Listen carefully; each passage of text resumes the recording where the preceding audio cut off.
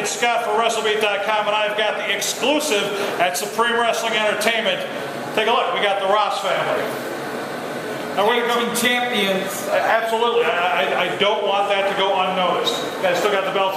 Hey, listen, but we're gonna go right over here. We're gonna go to Vic the Stick Ross, and first thing we're gonna ask you is how'd you put this group together? It was kind of on a whim, to be honest with you. You know, we used to run a company, myself, Jack Spade, or Lane, as it were, and another friend of ours named Jim. It was called Fusion Pro Wrestling. In the Fusion Pro Wrestling version of the Ross family, Jack Spade, Jason Masters, Vic Ross, one other fella named Chaos, who by the way trained me for the business.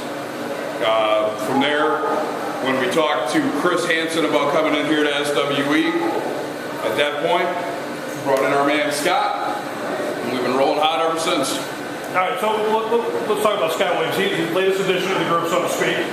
How did you get into the business, and what made you, once you're in, gravitate towards these guys? Actually, I started in '96, and we started running shows in '97. Al Patterson trained me.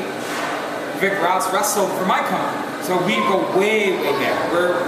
We've known each other 15 years. So that's how I got in, and that's how we met each other. And then I met these guys along the way. Probably 3-4 years later, I met Lane, and then this guy is just along for the ride. We love this brother. Now, Jason Masters, Scott Williams, you guys have been teaming up. How long have you been tagging for? Me and Scott, just since about a year. Been here. About a year, a little over a year. And you and Jack? Me and Spade, a couple of years. It's probably been 2 or 3 years. 3 years. Off and on. And just literally in the interest, this is just a good fit for you guys, business-wise together? Oh yeah, oh yeah. So we have a great time. We talk about sometimes how the in-ring product can also reflect the real life.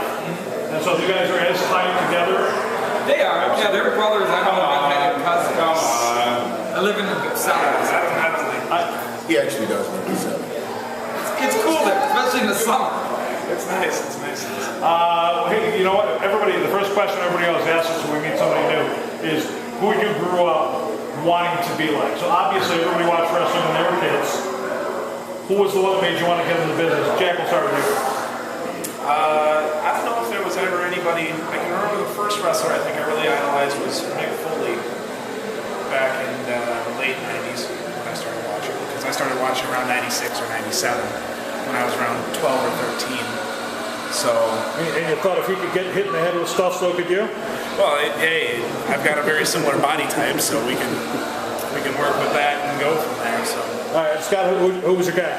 You know, for me it was more of a faction. I started watching wrestling in like the early 80s, and I grew up with the AWA, and I really didn't have a favorite until we got cable TV in Milwaukee in 1984, and I started watching Jim Crockett promotions, and I became a fan of the Horsemen. And that was who I idolized all the way. Was that your wind-up look, Vic? I was just checking to see how long he was going to talk, but we're all right. Jason? I'm a smaller dude, so I always idolize smaller dudes. People like Ricky Steamboat, Shawn Michaels, Macho Man, Bret Hart. Technicians. Am I a technician? Of course I am. Am I the best there is, the best there was, the best there ever will be? Of course I am. Hell no. Am I the best in this family? Hell yeah, I am. Well, you're definitely the blackest. Yeah. And the beardiest. I don't know, that's pretty bad. I'm not even sure that's a word. But yeah, those were the guys that I idolized growing up, and I sometimes emulate today. You didn't answer yet. Spell it. What? Spell emulate. Spell today. Yeah, spell today. I guess for me, I was always a guy who enjoyed the talkers. So like your Roddy Pipers, your Ric Flairs, your Dusty Rhodes, guys that could pull a crowd in and make them spend their money. Listen, as a four-man faction in SWE, a lot of people are going to want to take a look at you guys. We always encourage everybody to go to the website, SupremeWrestlingEntertainment.com, go to the Facebook page. Is there anywhere else on the net they can follow the Ross family? Well, you can find us all over YouTube.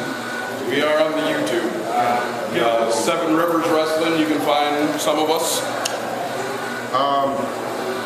Jason Masters. JAYSINMASTER. You can find me. It's about Sounds like someone's going out solo. He's always going into business. Yeah. Oh yeah. Oh, absolutely. That's Mr. getting promoter. Cameraman, He's a believe me when I tell you out there, he can't afford to go solo. Yeah, we don't have enough tape to get through you guys' problems. So we're going to tell everybody, check it on the web. We will put it up on Wrestle Beat, tell you where to follow the Ross family. Really, these guys are terribly entertaining. You want to check them out. Guys, thanks so much for joining us. You're welcome. And put the emphasis on terribly. Real man.